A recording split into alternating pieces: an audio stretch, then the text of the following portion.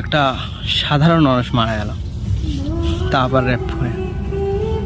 আর দুই পার্টির লোক তা নিয়ে খেলা করছে, বলছে ওরা করেছে এরা করেছে।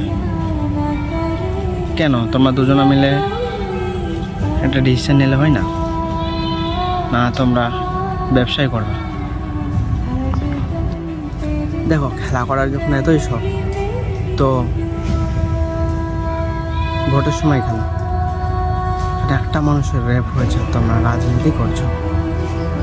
আজকে বন ডেকেছো তোমরা, কি হচ্ছে এটা বাংলায়?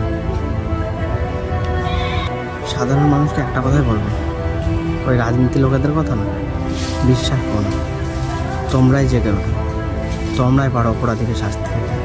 ওই রাজনীতির লোকরা পারবে না, ওরা দুদিন পর ভাষণই দেবে টিভির সামনে।